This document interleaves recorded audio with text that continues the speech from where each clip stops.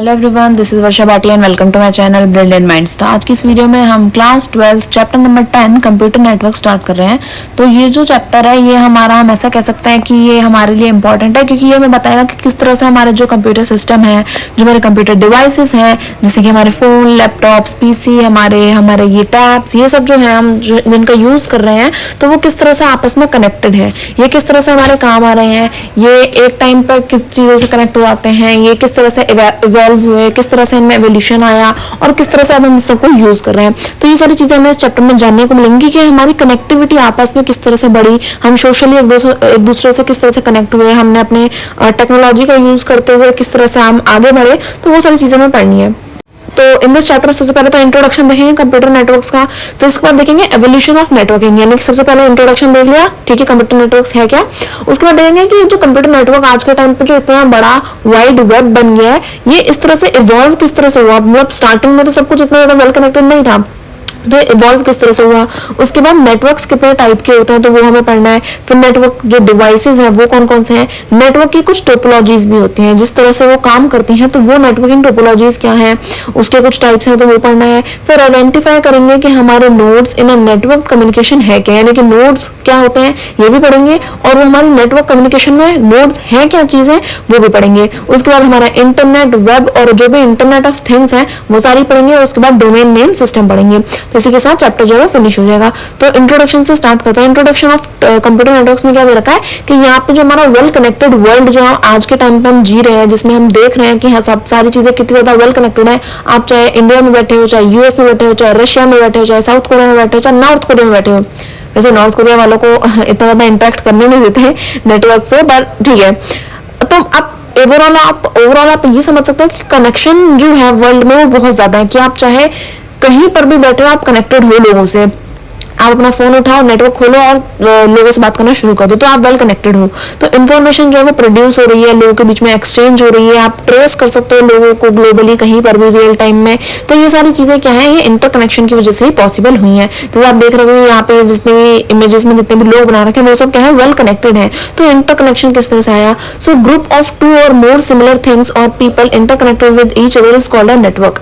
यानी कि अगर हम कहें 2 या 2 से ज्यादा लोगों का जो सिमिलर चीजें हैं, सिमिलर लोग हैं, अगर वो आपस में क्या है, कनेक्टेड है, यानी कि उन्होंने ग्रुप बना लिया है, तो उसको हम क्या बोलेंगे, नेटवर्क बोलेंगे। यानी कि 2 और 2 से ज्यादा लोग मिलकर क्या कर रहे हैं, आपस में कनेक्शन बना लिया है उन्होंने, वो आपस में अपनी चीजें शेयर कर रहे हैं, वो सारे इन्होंने ग्रुप फॉर्म किया है जिसमें वो अपना काम करता है। तो वो जो इंटरकनेक्शन है ना लोगों के बीच का, उन सारी चीजों के बीच का, तो वो क्या हमारा एक नेटवर्क है।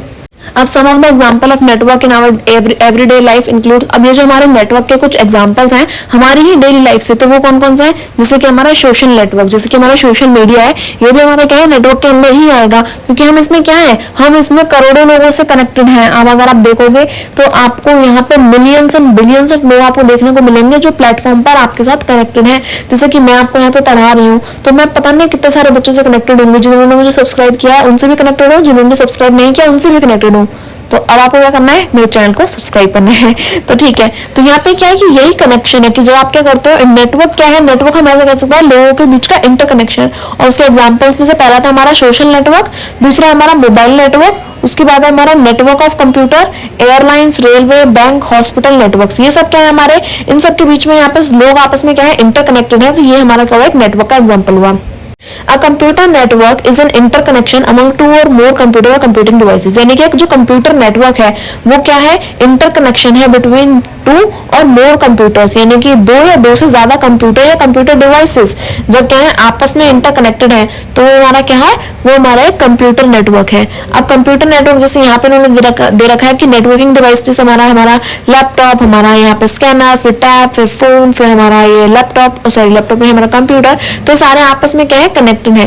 So computer network can include different type of host, यानी कि अब जो हमारा कंप्यूटर नेटवर्क है उसमें जरूरी नहीं है कि उसमें एक ही चीज जो है वो सारी चीजों को चलाएगी, तो उसमें अलग अलग होस्ट हो सकते हैं। जैसे कि हमारा सर्वर हो सकता है, उसमें हमारा डेस्कटॉप हो सकता है, उसमें हमारा लैपटॉप हो सकता है, उसमें हमारे सेलुलर फोन्स हो सकता है। तो ये सारे क्या है, हमारे कंप्यूटर नेटवर्क्स के डिवाइसेज है जो आपस में क्या रहते हैं, कनेक्टेड रहते हैं, वेल कनेक्टेड रहते हैं, आपस में काम करते हैं।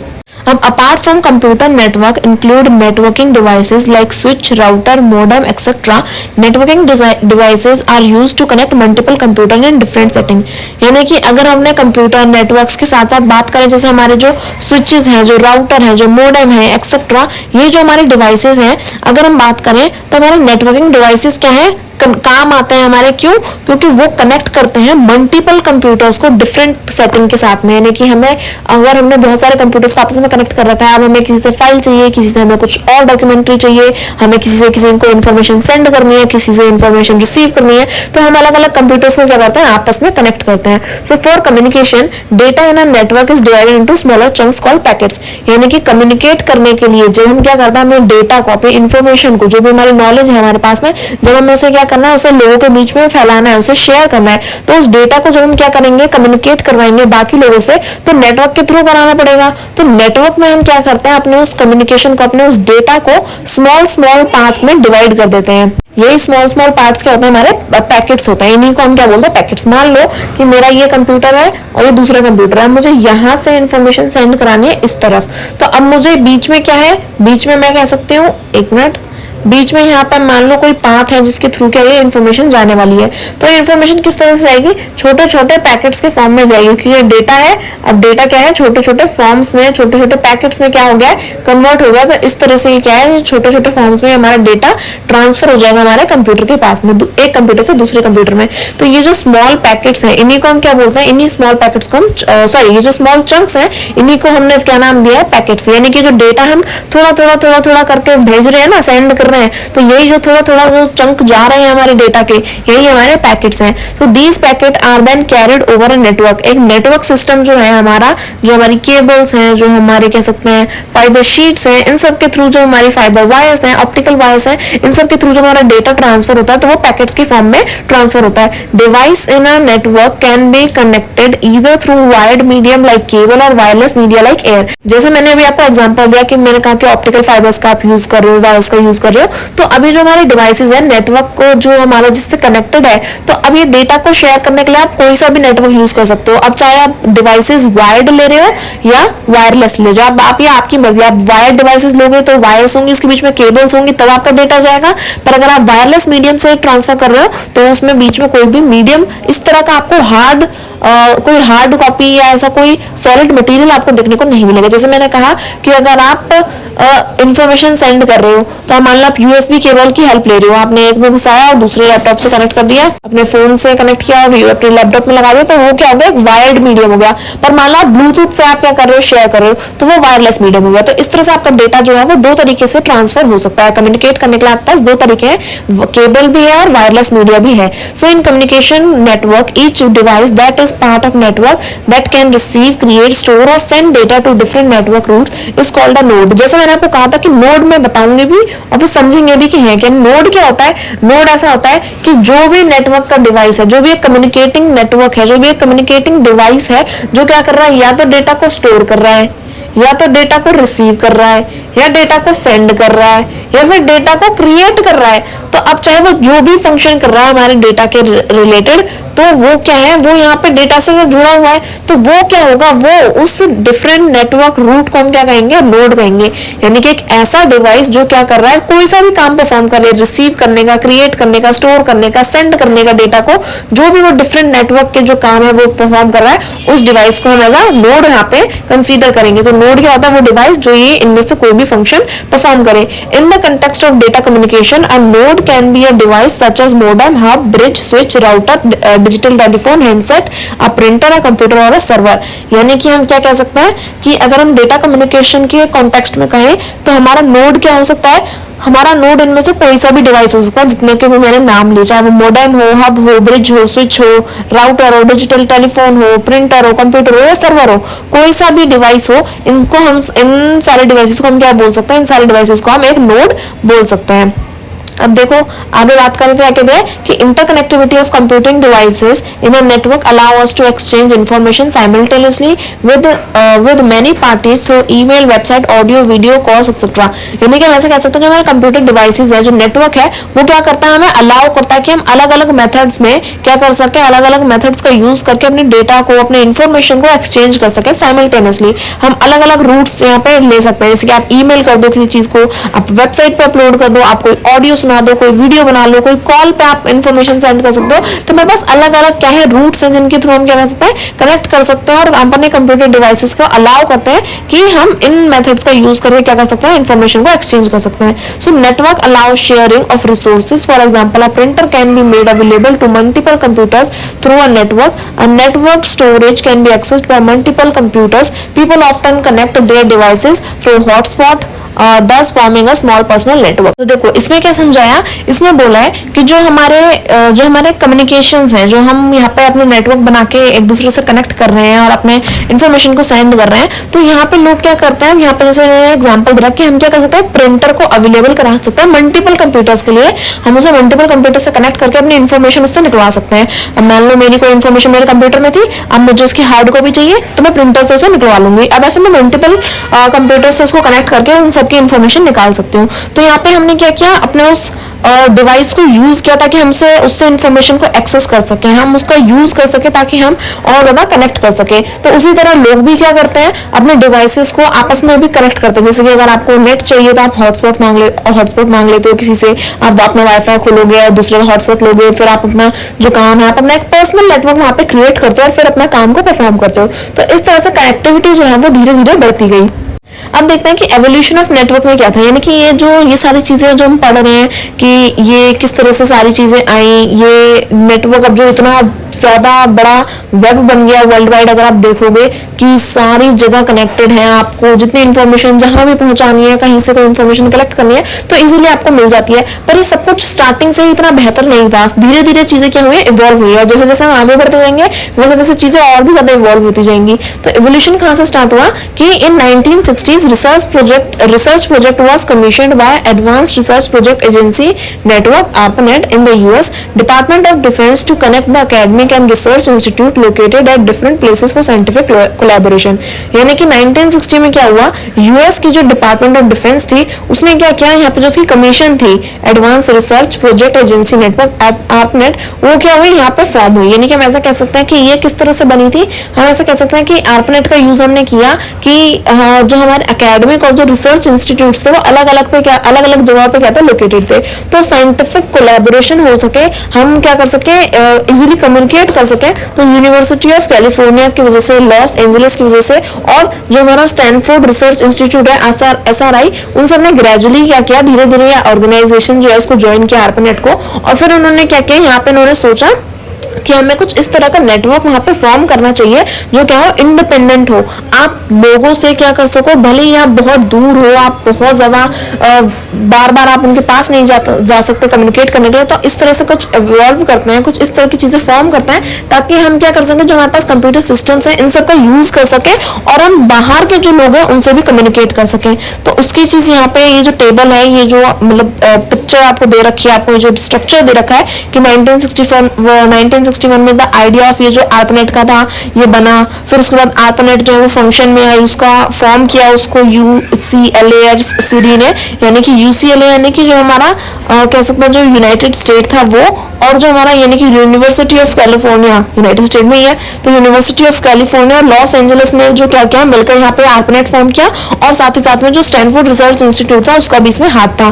फिर जब ये हमारा क्या हो गया, इसे फॉर्म हो गया, तो उसके बाद हमारी ईमेल आईडी, ये सारे @, इन सब के सिंबल्स और लोगों को और ज्यादा इंटरनेट से कनेक्ट करना, तो ये सारी चीजें आई। फिर उसके बाद में हमने क्या किया, जो हमारे ARPANET थे उसके कुछ प्रोटोकॉल, जो उसके कुछ रूल्स एंड रेगुलेशन है वो हमने इंट्रोड्यूस करिए।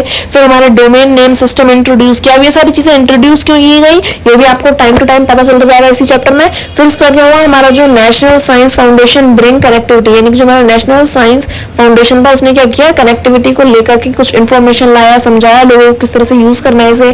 फिर उसके बाद में यहाँ पे मतलब हमारा HTML URL ये सारी चीजें और ज्यादा क्रिएट हुई, www क्रिएट हुआ, यानी कि वर्ल्ड वाइड वेब क्रिएट हुआ ताकि लोग और ज्यादा बेहतर तरीके से काम कर पाए। फिर उसके बाद हमारा जो वाईफाई है उसका फर्स्ट वर्जन आया और लोगों ने मतलब ये सारी चीजें देखो धीरे धीरे धीरे धीरे क्या हुई, टाइम के साथ साथ इवॉल्व होती गई। जैसे जैसे नीड बढ़ती गई वैसे वैसे हम नई नई चीजें इवॉल्व करते गए।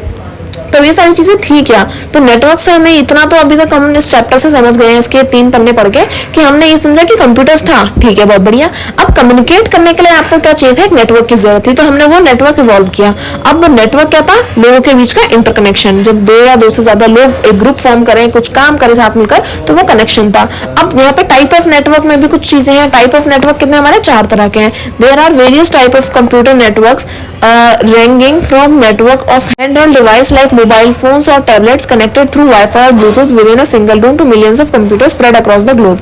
यानी कि यहाँ पे इन्होंने क्या बताया, यहाँ पे हमें वेरियस टाइप ऑफ कंप्यूटर्स के बारे में बताया गया कि जैसे हमारे मोबाइल फोन्स हो गए, टैबलेट्स हो गए, पीसी हो गए, आपका कुछ भी होगा, ये सब क्या है, आपस में कनेक्टेड है। भले वो वाईफाई के थ्रू कनेक्टेड हो, ब्लूटूथ के वजह कनेक्टेड हो, वो कैसे ही कनेक्टेड हो, पर आप अगर आप सिंगल रूम में भी देखोगे ना तो सारी चीजें आपस में क्या है, कनेक्टेड है। मिलियंस ऑफ कंप्यूटर्स आपस में कनेक्टेड है। ग्लोबली जो है हम कह सकते हैं कि जो हमारे पूरे वर्ल्ड वो कनेक्टेड है। तो यहाँ पे इसके जो टाइप ऑफ नेटवर्क है, जो नेटवर्क था कनेक्शन था, तो ये जो कनेक्शन है अभी क्या है, चेंज हो जाता है कुछ सर्कमटेंसेस के अकॉर्डिंग। अब जैसे कुछ जियोग्राफिकल एरियाज के अकॉर्डिंग ये कन्वर्ट हो जाता है। हमें डेटा ट्रांसफर करना है तो हमें अलग अलग चीजों की जरूरत पड़ती है। जैसे कि यहाँ पे 4 टाइप्स हैं इसके, पैन, लैन, मैन, वैन। पैन क्या है हमारा, पर्सनल एरिया नेटवर्क। लैन है हमारा लोकल एरिया नेटवर्क। मैन है मेट्रोपॉलिटन एरिया नेटवर्क। और वैन है वाइड एरिया नेटवर्क। तो हम समझते हैं कि जो कनेक्शन है किस तरह से चेंज हो जाते हैं, किसका कनेक्शन कहाँ तक रहेगा, कितना बड़ा कनेक्शन है, कहाँ तक आप इस पर्टिकुलर कनेक्शन का यूज कर सकते हो, कहाँ पे किस कनेक्शन का, किस नेटवर्क का यूज होता है।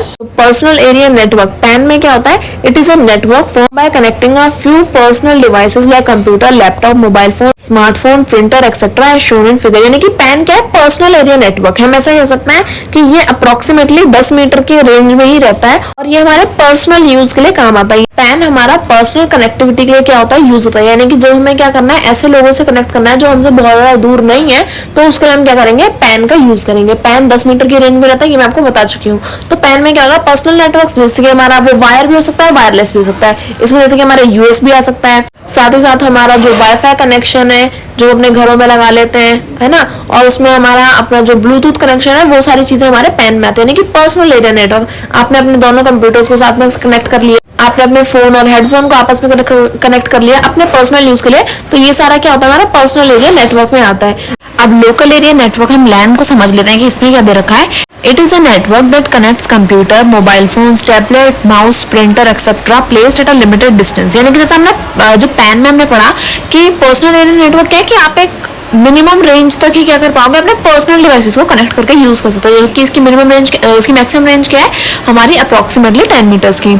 लैन में क्या है, लैन में हम करते हैं कि मतलब हम थोड़ा सा लिमिटेड डिस्टेंस जो है जियोग्राफिकल एरिया उसको कवर करेंगे, तब हमारे जो कंप्यूटिंग डिवाइसेस हैं उनको कनेक्ट करके यूज करेंगे। मान लो कि आप क्या हो, एक सिंगल रूम पे हो या फ्लोर पे हो, तो इसमें आपका एक फ्लोर का डिस्टेंस हो सकता है, एक बिल्डिंग का भी डिस्टेंस हो सकता है, या फिर ऐसा हो सकता है कि आप किसी स्कूल, कॉलेज या किसी यूनिवर्सिटी के कैंपस में हो, तो उस रेंज को अगर आपको कवर करना है तो आप क्या करोगे, लैन का यूज करोगे। इसमें लोकल एरिया को कवर करता है, यानी कि जैसे आपने वाईफाई कनेक्टिविटी करवाई है, अब वहाँ पे आप एक घर, 2 घर में आप क्या करा सकते हो, वो काम करा सकते हो। स्कूल में जैसे हमारा कनेक्शन रहता है हमारे कंप्यूटर्स के, हमने जैसे अपने फोन से मैंने अपने स्कूल के कंप्यूटर को कनेक्ट कर लिया, स्कूल में अगर आप हो तो इस तरह से, या आपके यूनिवर्सिटी की जो कैंपस होता है उसमें आपको कोई कनेक्शन चाहिए तो वहां पर एक हमें पैन से थोड़ी ज्यादा रेंज चाहिए होती है, तो हम लैन का यूज करते हैं। तो इस तरह से हमारा लैन काम आता है एक लोकल एरिया को कवर करने के लिए। इसका एक्सटेंड कहाँ तक होता है, 1 किलोमीटर तक इसकी रेंज यहाँ पे क्या होती है, एक्सटेंड हो जाती है और हम इसका यूज करते हैं।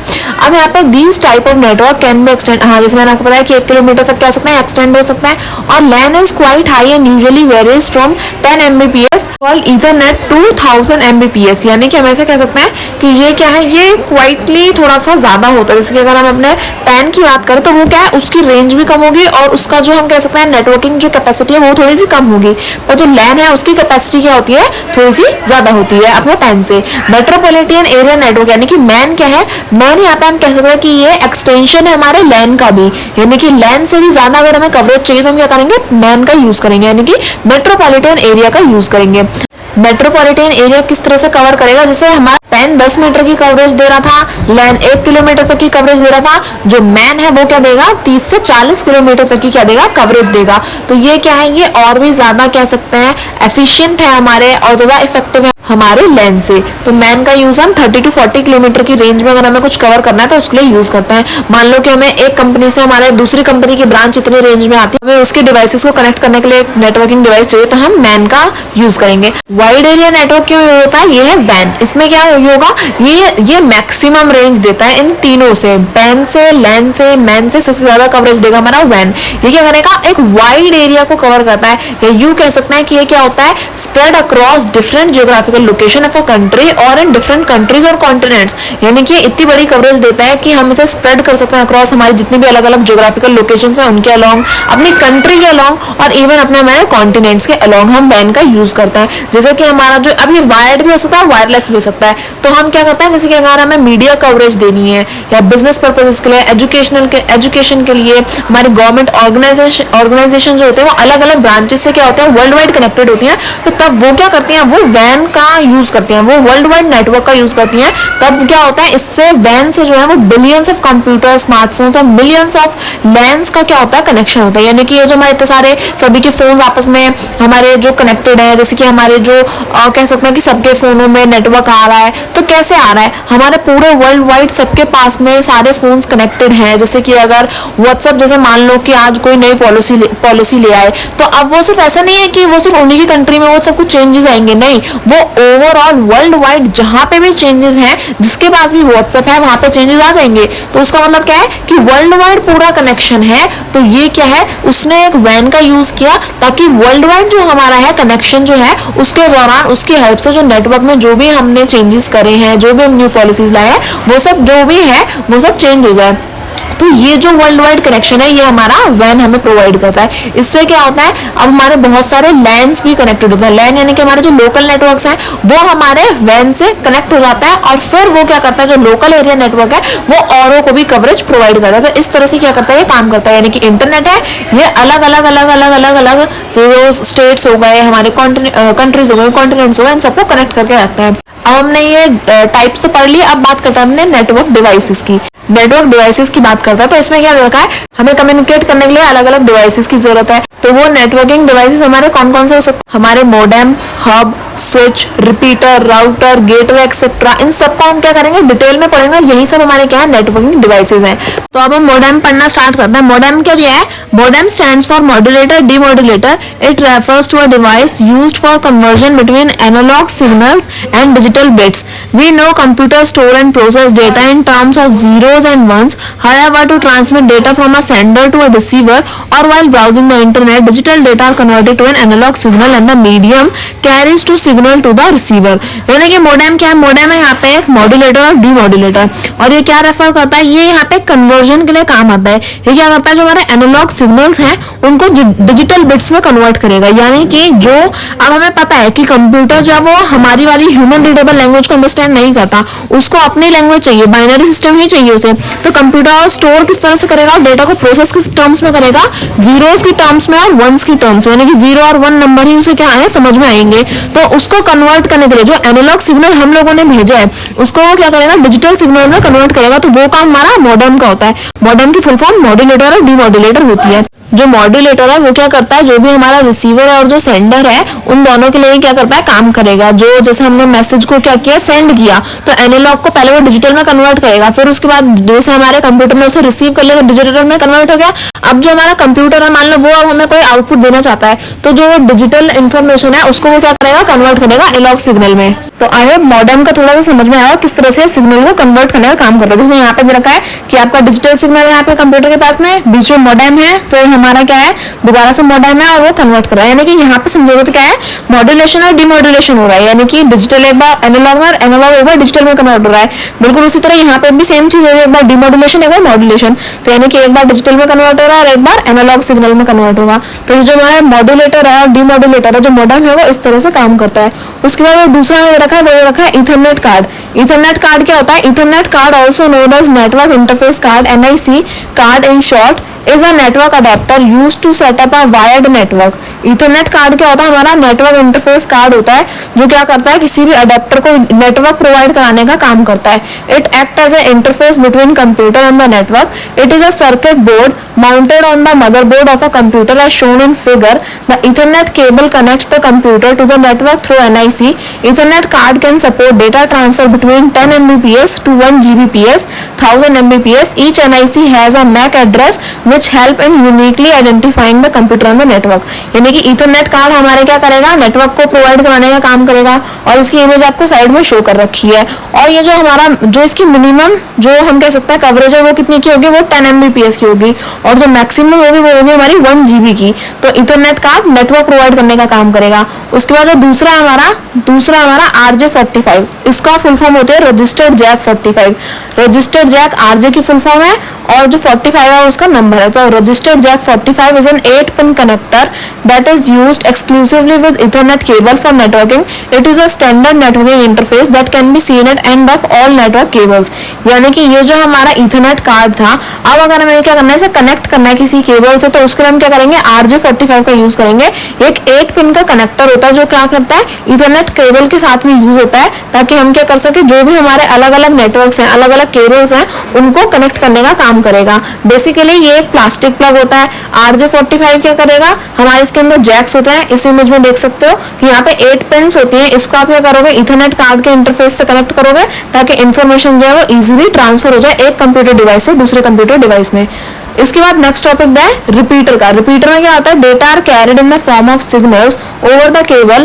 These signal can travel a specified distance, usually about 100 meter. Signal lose their strength beyond their limit and become weak. In such condition, original signals need to be regenerated. यानी कि अगर हम एक जगह से दूसरी जगह पे अपनी इंफॉर्मेशन सेंड कर रहे हैं तो उसके बीच में हमें रिपीटर्स की जरूरत होती है। और रिपीटर्स क्या होता है, 100 मीटर की दूरी पे लगे हुए होते हैं। ये क्या करते हैं, कोई भी इंफॉर्मेशन जब हमने भेजी है तो वो एनालॉग सिग्नल है या डिजिटल सिग्नल कोई सा भी हो, वो सिग्नल क्या करता है, जब वेव्स की फॉर्म में जाता है तो उसकी स्ट्रेंथ जो है वहां पर कम हो जाती है। तो अगर स्ट्रेंथ कम हो जाएगी तो हमारी जो इन्फॉर्मेशन है वो सही से पहुंच नहीं पाएगी।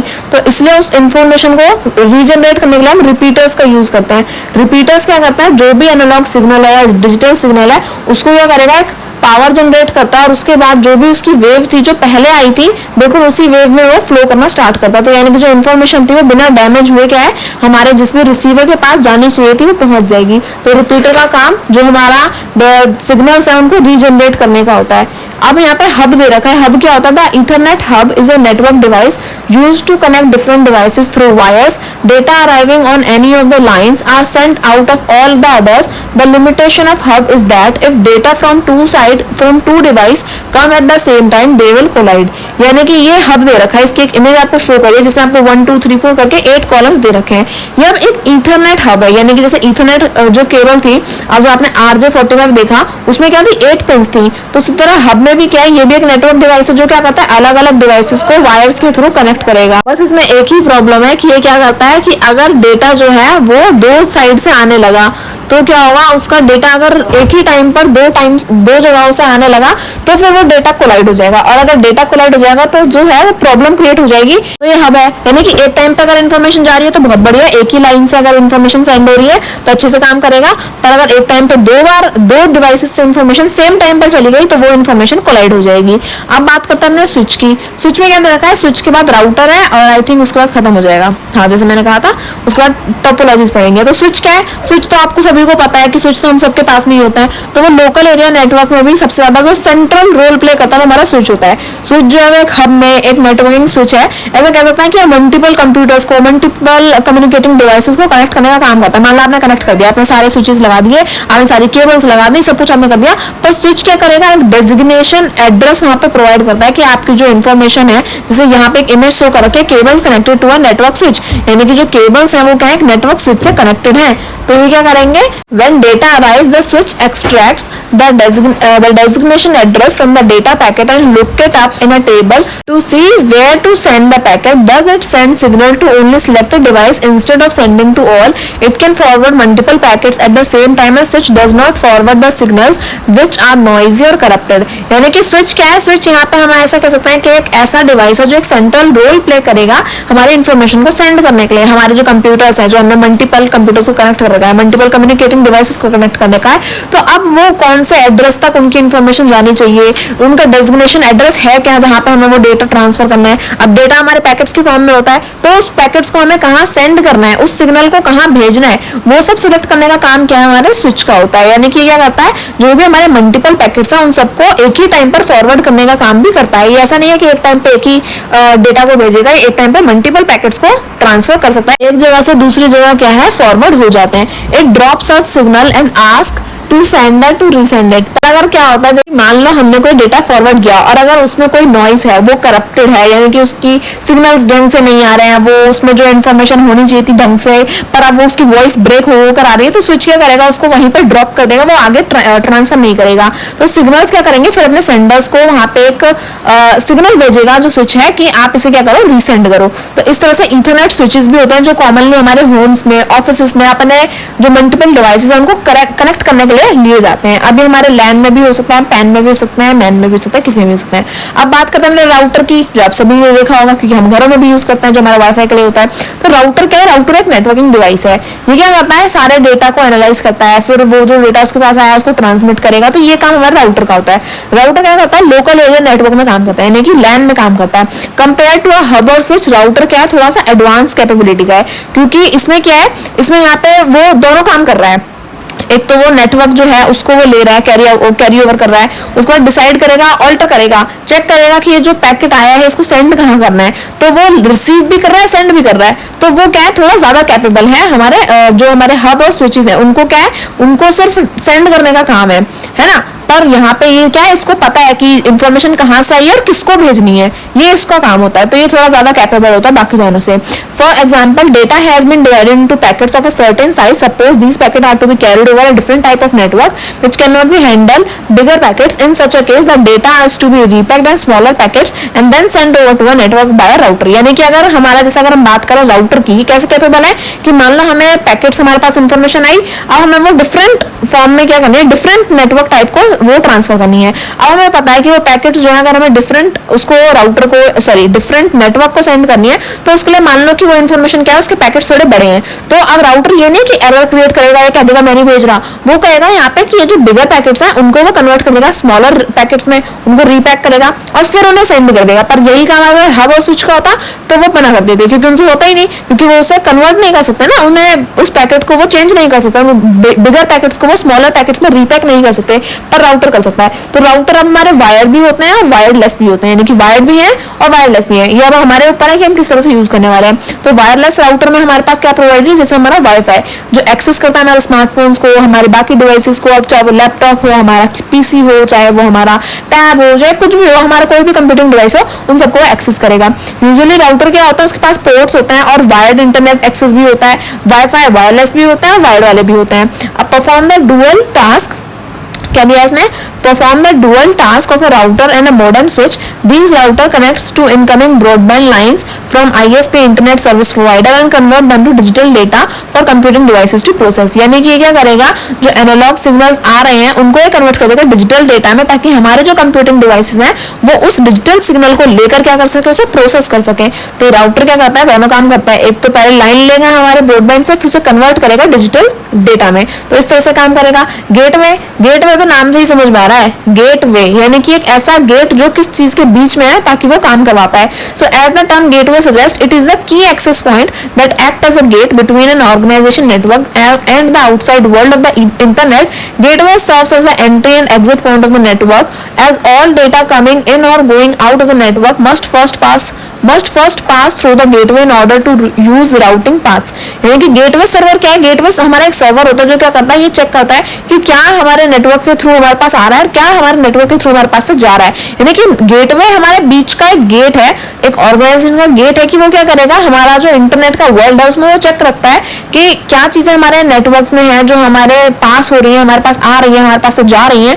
तो वो ये सब का ध्यान रखने का काम, ये सारी चीजों का ध्यान रखने का काम हमारे गेटवे का होता है। तो गेटवे राउटिंग क्या करता है, यहाँ पे डेटा जो हमारे पैकेट्स के फॉर्म में आ रहा है, गेटवे उसको क्या करेगा, उस सारे पैकेट्स की इंफॉर्मेशन को मेंटेन करके रखता है और फिर क्या करता है, इंटरनेट जो हमारा कनेक्शन है उनके पाथ्स के थ्रू वो आइडेंटिफाई करेगा कि ये जो नेटवर्क है वो हमें कहाँ पे पहुंचाना है, किस नोड का है, कहाँ से आया है, किसको कम्युनिकेट करना है, फॉरेन नेटवर्क है या नहीं। तो ये सारा वो ओवरऑल इंफॉर्मेशन कलेक्ट करना, सारी इंफॉर्मेशन को मेंटेन करके रखना, और एक गेट में बीच में एक गेट है जो चेक करेगा कि इंटरनेट से कौन सी इंफॉर्मेशन आ रही है और कौन सी इंफॉर्मेशन जा रही है, किसको इंफॉर्मेशन हमें सेंड करनी है, किसको नहीं करनी है। तो ये सारी चीजें हमारे गेटवे ध्यान रखता है। जैसे कि यहाँ पे एक गेटवे दे रखा है, एक 2 सर्वर से कनेक्टेड है, ये सर्वर हमारे बाकी जो हमारे पीसीज हैं उन सबसे कनेक्टेड है, बीच में हमें चाहे हब दिया है, जो भी दे रखा है वो है। तो गेटवे क्या है, यहाँ से इन्फॉर्मेशन कहाँ जाएगी, यहाँ से दूसरे से इन्फॉर्मेशन कहाँ आएगी, तो ये गेटवे ध्यान रखता है। तो आप समझ में आया कि गेटवे किस तरह से काम करेगा। अब बात करते हैं अपने नेटवर्क टोपोलॉजीज से।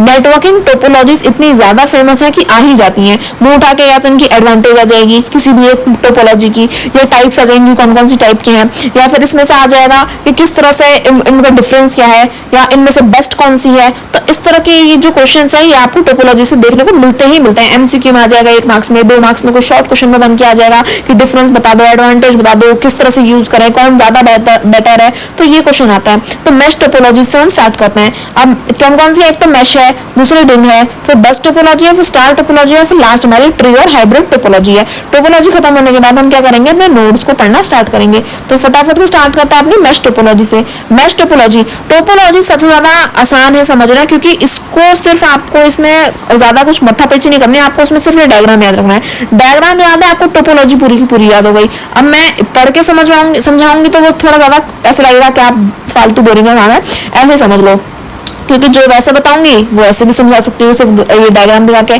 मैश टोपोलॉजी नाम से समझ में थोड़ी सी मैशी होगी। मैशी का मतलब है थोड़ी मैसी होगी।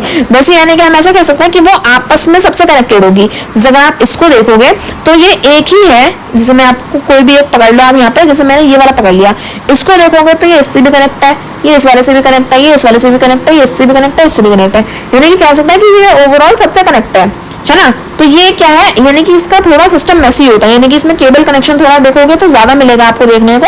और क्या है, ये सबसे कनेक्ट है। यानी कि मान लो अगर एक जगह से मेरी इन्फॉर्मेशन नहीं भी जा पाई, पर क्या है, फिर मेरी बाकी जगह जो है इन्फॉर्मेशन आराम से सेंड हो जाएगी। तो ये इसकी एक एडवांटेज है कि क्या है, अगर ऐसा नहीं है कि इसका थोड़ा सा कॉम्प्लेक्स है, वायरिंग इसकी कॉम्प्लेक्स है, पर इसका मतलब ये नहीं है कि अगर मेरा कहीं एक जगह से अगर मेरा डेटा जो है वो जाना बंद हो गया तो हर जगह से बंद हो जाएगा। नहीं, इसके कुछ प्रोस हैं तो हर चीज के कुछ कॉन्स भी होते हैं। तो इसका प्रो क्या है कि हम ऐसा कह सकते हैं कि अगर इसका एक जगह से कोई डेटा कट हो गया, या वहां से सिस्टम खराब हो गया, या वहां पे वायर खराब हो गई, तो बाकी जगह इन्फॉर्मेशन पहुंच जाएगी।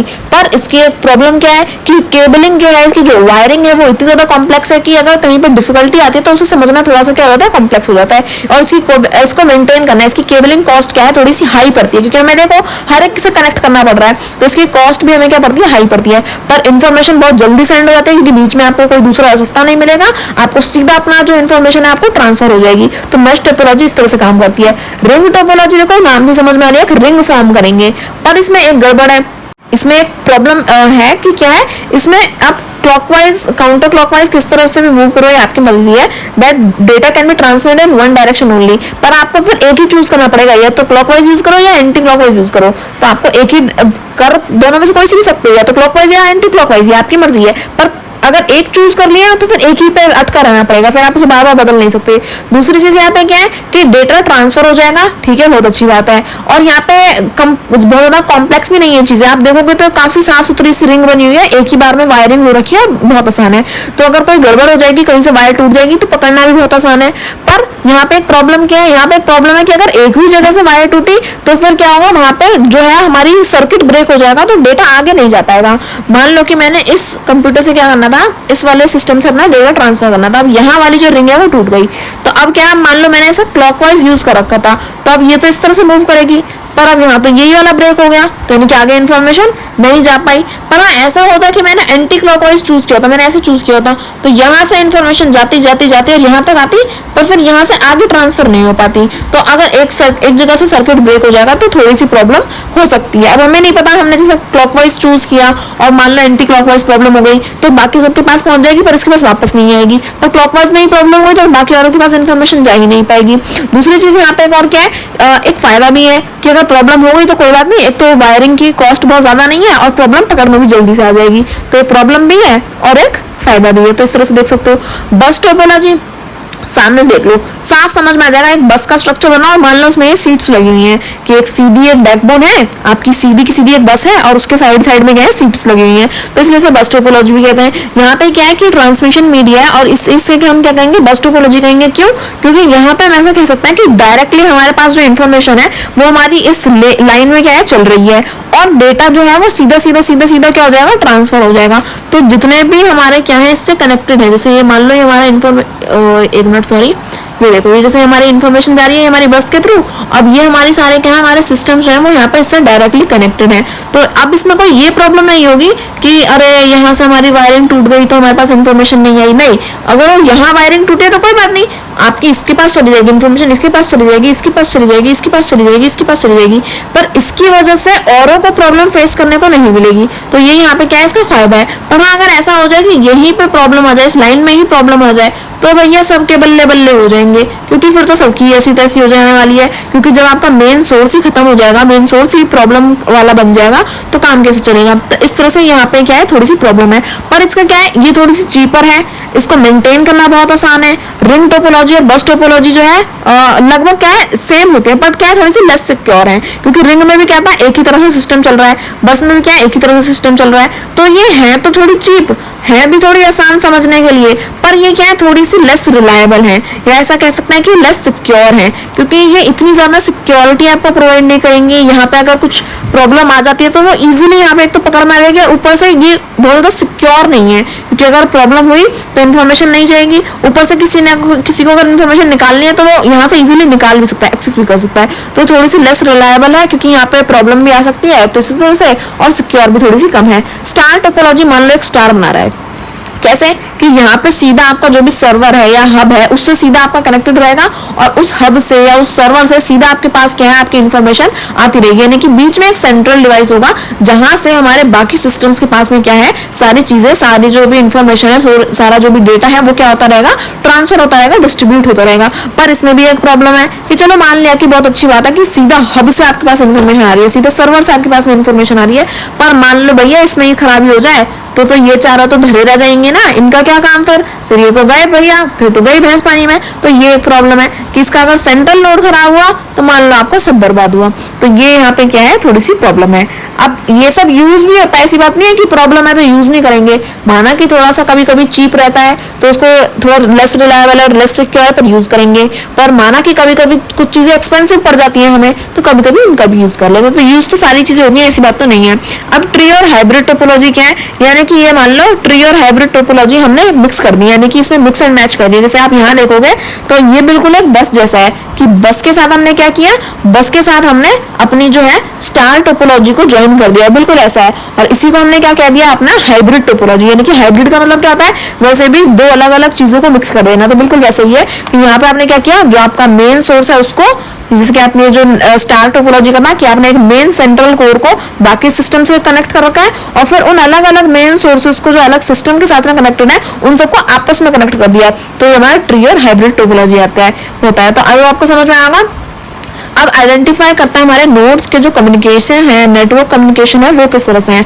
तो यहाँ पे क्या दे रखा है कि जो हमारे नोड्स हैं, जो हमारे नेटवर्क्स हैं, जो यूनिकली आइडेंटिफाई हो जाते हैं। हमने पढ़े थे ऊपर नोड्स कौन कौन से थे हमारे, कुछ एग्जांपल्स हमने पढ़े थे। तो वो किस तरह से नेटवर्क के वर्ल्ड में किस तरह से आपस में कम्युनिकेट कर रहे हैं, हमें कैसे पता चलेगा कि इन्फॉर्मेशन कहाँ से आ रही है, किसको देनी है, और क्या आईपी एड्रेस है इसका, क्या मैक एड्रेस है इसका। तो वो सारी चीजें आप क्या है इस यहाँ पे इस वाले जो टॉपिक्स है इसमें कवर करते हैं। तो स्टार्ट करते हैं पहले अपना MAC address.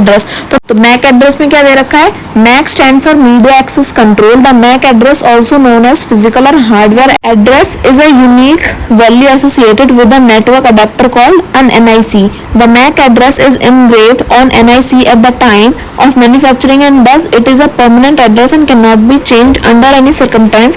The machine on which the NIC is attached can be physically identified on the network using its MAC address.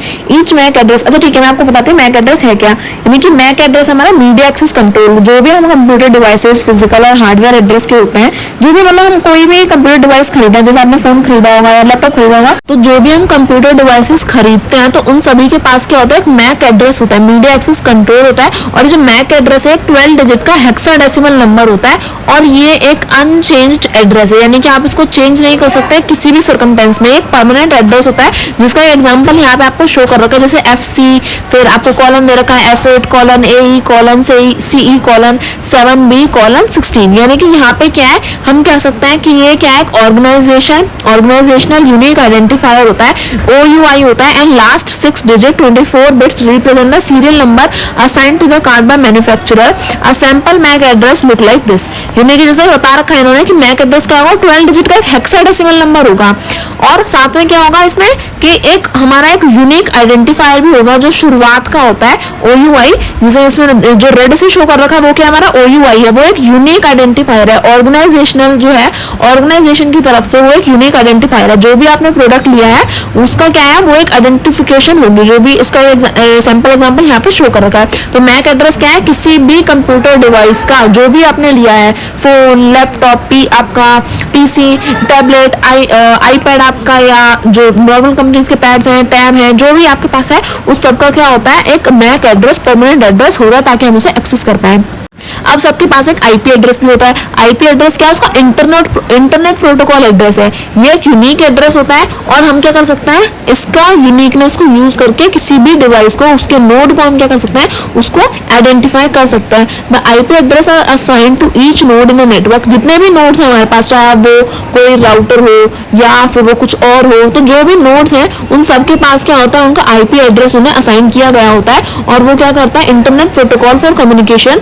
Thus, if we know a computer IP address, we can communicate with the computer from anywhere in the world। यानी कि अगर हमारे पास किसी computer का IP address है तो हम उसके साथ चाहे दुनिया में कहीं पर भी बैठे हों, हम उसके साथ कम्युनिकेट कर सकते हैं। तो however, unlike MAC address, IP address can change if a node is removed from one network and connected to another network। MAC address क्या था, किसी भी एक कंप्यूटर डिवाइस का अगर MAC एड्रेस बना दिया गया है तो वो चेंज नहीं हो सकता, दैट्स इम्पॉसिबल। पर IP एड्रेस क्या है, IP एड्रेस है कि आपने जो नोड, मान लो आपने किसी एक से कनेक्ट कर रखा था, अब आपने वो उसका कनेक्शन हटाकर किसी और से उस नेटवर्क को कनेक्ट कर दिया, तो आपका IP एड्रेस क्या है, वो वहां से रिमूव हो जाएगा और चेंज हो जाएगा। सो इनिशियल आपका IP एड्रेस क्या होता है, उसका वर्जन जैसे यहाँ पे उन्होंने दे रखा है, एक एग्जांपल में शो कर रहा है कि 8 बिट बाइनरी क्या होता है, आपका यहाँ पे 4 नंबर्स का एक separated by periods which each number is a decimal base represents for an 8 bit binary number, each can take up any value 0 to 255। a sample IPv4 address look like it। यानी कि जो हमारा IP address है वो कुछ इस तरह का दिखता है, यानी कि यहाँ पे क्या होता है, इस तरह से डिविजन्स होता है और यहाँ पे बाइनरी नंबर्स का भी जो है 8 बिट बाइनरी नंबर्स का भी यूज होता है। तो ये क्या हो गया, इसका एग्जांपल हो गया।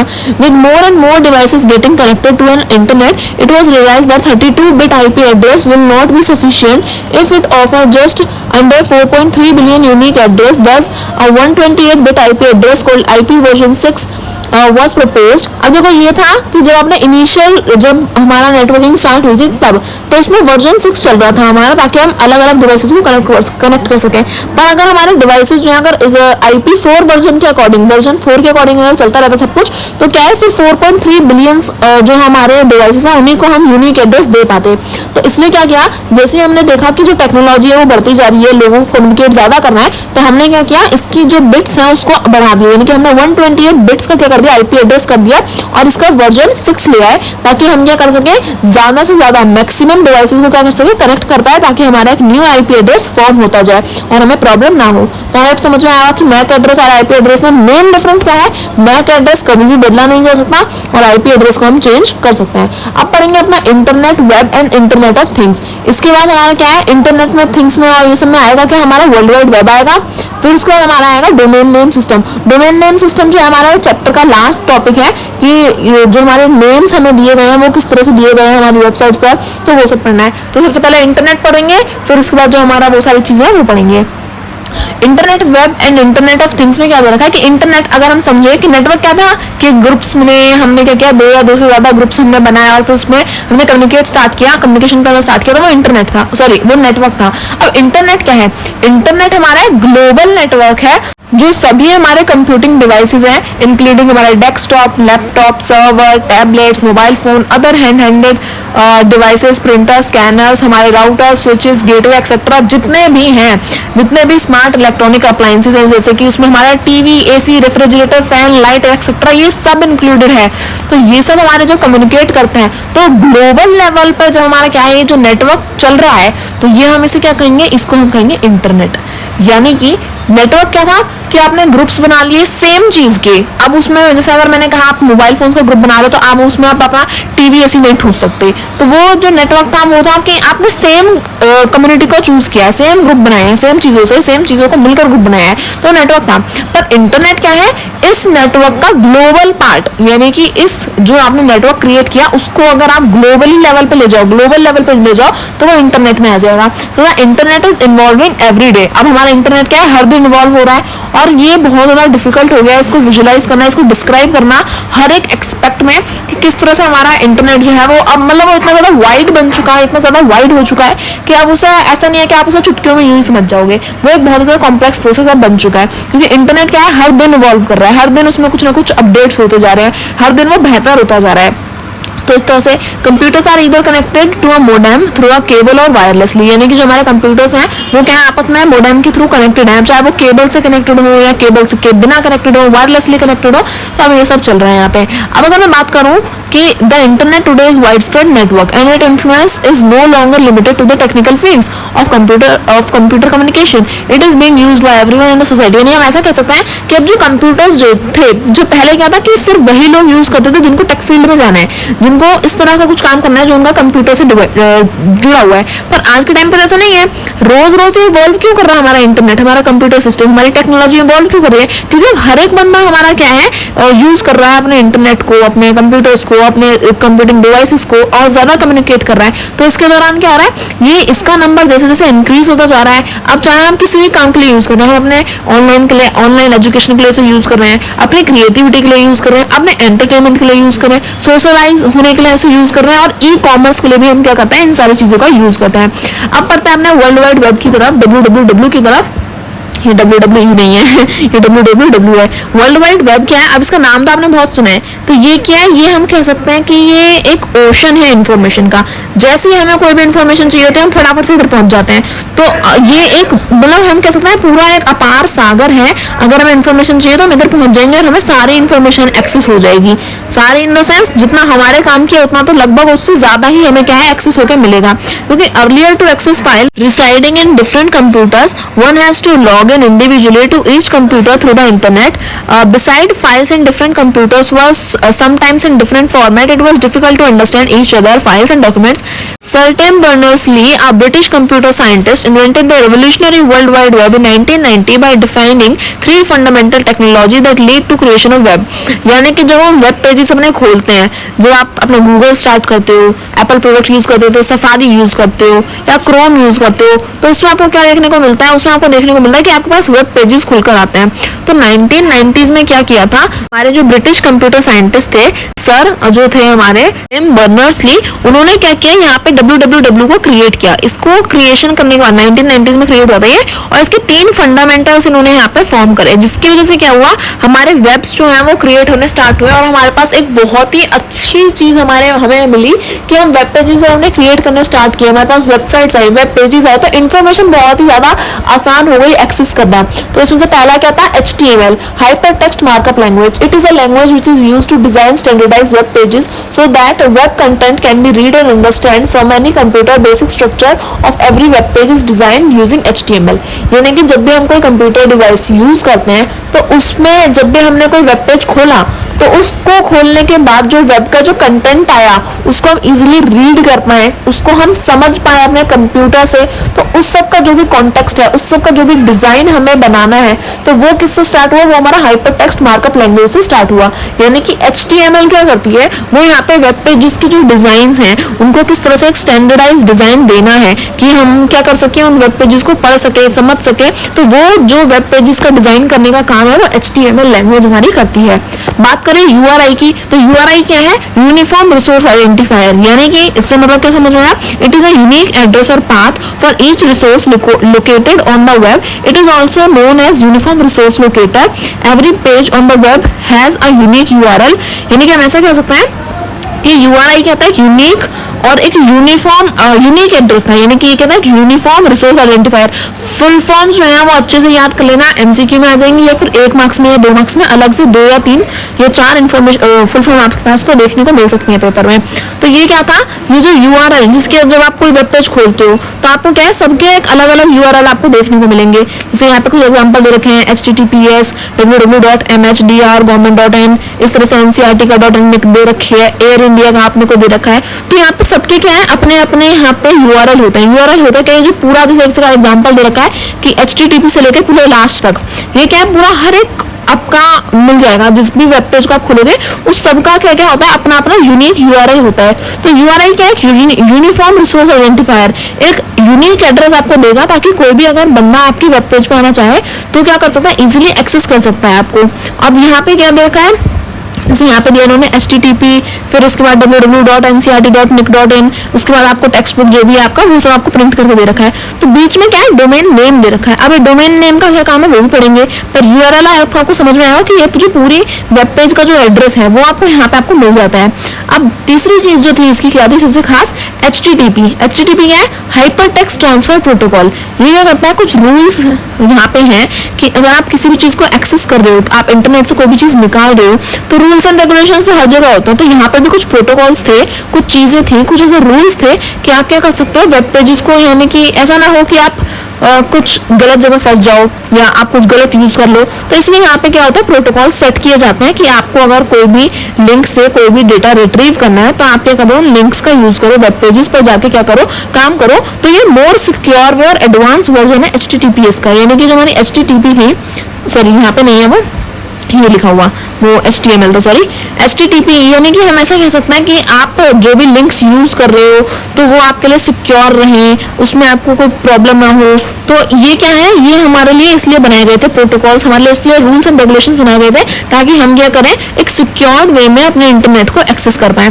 और HTTP से भी ज्यादा सिक्योर वर्जन कौन सा हमारा, HTTPS। तो S यहाँ पे सिक्योरिटी को ही शो कर रहा है, सिक्योर्ड वर्जन को शो कर रहा है। तो आप समझ में आएगा। अब ये जो डोमेन नेम है, जैसे हमने यहाँ पे URL में देखा कि डोमेन नेम में क्या लिखा हुआ है, www.ncert.nic.in। तो ये डोमेन नेम अलग से देने की क्या जरूरत थी, इसका क्या काम पड़ गया।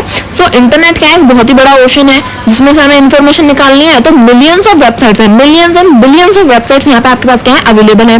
तो अब आप सबका IP एड्रेस याद रखो, तो बेटा ये तो इम्पॉसिबल है, क्योंकि IP एड्रेस का आप ऊपर एक एग्जांपल देख चुके हो कि इस तरह का यहाँ पे आपको देखने को मिल जाएगा। हर वेबसाइट का अपना एक IP एड्रेस होता है, ये बात सच है, पर उनको डोमेन नेम क्यों दिए गए, ताकि ह्यूमन माइंड को बहुत ज्यादा प्रॉब्लम ना हो कि आप सबका IP एड्रेस याद कर करके आप निकाल रहे हो।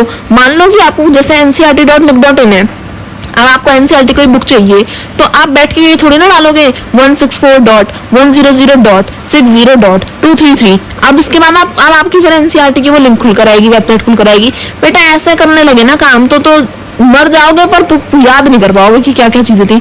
4 वेबसाइट्स के नाम भी ढंग से अच्छे से ऐसे याद नहीं हो पाएंगे, नहीं 4 के तो हो जाएंगे पर 40 के भी याद नहीं कर पाओगे। और अब अगर आपको अताल से पताल जो भी इंफॉर्मेशन निकालनी है, फटाफट से नाम डालते निकाल लेते हो। तो IP एड्रेस हमारे पास सबका होता है, पर डोमेन नेम हमें क्यों दिए गए, डोमेन नेम हमें इसलिए दिए गए ताकि हम उसे इजीली एक्सेस कर पाए। एक्सेस करने के साथ साथ हम उसे इजीली रिमेंबर रख पाए, हमें वो चीजें याद रहे। तो इसलिए क्या किया गया, डोमेन नेम हम सबको दिए गए कि हमारा जो भी सर्वर है, जो भी हमारा यूजर है, जब वो क्या कर रहा है, किसी भी वेबसाइट को एक्सेस करना चाहता है, तो उसके IP एड्रेस को टाइप करने की जगह, क्योंकि वो बहुत डिफिकल्ट है उसको यहाँ पे याद रखना, आप कितना को याद रख लोगे, तो ये प्रॉब्लम थी। तो इसलिए क्या किया गया, सबको डोमेन नेम अलॉट किए गए। पर ये बात यहाँ पे फिक्स करी गई कि सबके डोमेन नेम क्या होंगे, अलग अलग होंगे, सबके यूनिक डोमेन नेम होंगे। अब ऐसा नहीं कि NCERT से या आपने अपना भी बना लिया, NCERT से गवर्नमेंट भी अपनी NCERT की बुक चला रही है, NCERT से आपका पड़ोस वाला अपनी वीडियोस बना रहा है। तो इस तरह से सबका सेम नहीं होना चाहिए, सबका सबके जो नाम है, सबके जो डोमेन नेम है वो सबके अलग अलग होने चाहिए और कोई किसी का और का यूज नहीं करेगा। सो एनसीईआरटी का अलग है, सीबीएसई का अलग है, आपकी गवर्नमेंट का अलग होता है, विकिपीडिया का अलग है, अगर आप कुछ और वेबसाइट यूज करो तो उनका नेम अलग होगा। तो इस तरह से यहाँ पे क्या गया, सबको सब कुछ अलग अलग असाइन किया गया। अब डोमेन नेम के बाद यहाँ पे हमारे पास डीएनएस सर्वर भी है। Instead of remembering IP address we are assign to domain name, यानी कि हम कह सकते हैं कि हमें क्या किया गया, आईपी एड्रेस याद रखना ना पड़े इसलिए हमें क्या किया गया, डोमेन नेम अलॉट किए गए। But to access a web resource a browser need to find out the IP address corresponding to the domain name, यानी कि पर हमारा ये तो हमने अपनी सहूलियत के लिए किया ना, हमने डोमेन नेम रखे, पर जो हमारा कंप्यूटर है, जो ब्राउजर है, जब वो इस तरह से एक्सेस कर रहा है तो उसको डोमेन नेम के साथ साथ क्या है, आईपी एड्रेस की भी रिक्वायरमेंट है।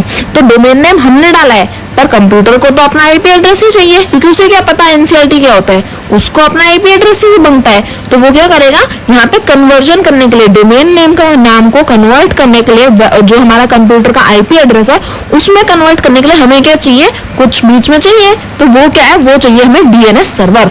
ये क्या करता है, ये यहाँ पे कन्वर्जन का काम करेगा। मान लो हमारे यूजर ने क्या किया, HTTP पर हमने ब्राउजर पे जो भी इन्फॉर्मेशन डाली वो ठीक है, अब हमने डाला था अपना www करके हमने कुछ डाल दिया, अब हमने एनसीईआरटी डाला, हमने चाहे गवर्नमेंट का कुछ डाला, चाहे हमने एयर इंडिया का कुछ डाला, चाहे हमने कुछ भी डाल दिया, मान लो हमने एमिरेट्स का डाल दिया या हमने विस्तारा का कुछ भी डाल दिया, इंडिगो डाल दिया, कुछ भी डाल दिया हमने। अब डीएनएस सर्वर क्या करेगा, उसे कन्वर्ट करेगा अपने जो हमारी आईपी एड्रेस है उसमें, ताकि डीएनएस सर्वर ने जैसे ही इसे आईपी एड्रेस में कन्वर्ट किया तो कंप्यूटर को उसकी अपनी भाषा समझ में आ गई, फिर वो क्या करेगा, हमें वही वेब पेज खोल के दे देगा। तो डीएनएस सर्वर जो मेंटेन क्या करता है, डीएनएस सर्वर मेंटेन करता है कि डोमेन नेम को आईपी एड्रेस में कन्वर्ट करने का काम करेगा और इस हायरार्की ऑर्डर को फॉलो करता है। तो इसमें क्या है, 13 सर्वर्स कॉल्ड रूट सर्वर्स ये करेंगे यहाँ पे डीएनएस सर्वर, यानी कि हमारा क्या काम करेगा, कन्वर्जन का काम करेगा। तो आई होप आपको समझ में आया होगा कि किस तरह से काम करता है, सारी चीजें क्या क्या है, किस तरह से नेटवर्किंग चल रही है। तो आई होप मैंने आपको जितना भी पढ़ाया वो सारा आपको अच्छे समझ में आया होगा। फिर भी अगर आपको कोई डाउट है तो आप मेरे से कमेंट सेक्शन में पूछ सकते हैं। वीडियो अच्छी लगी तो प्लीज वीडियो को लाइक करें, subscribe to my channel. Thank you for watching.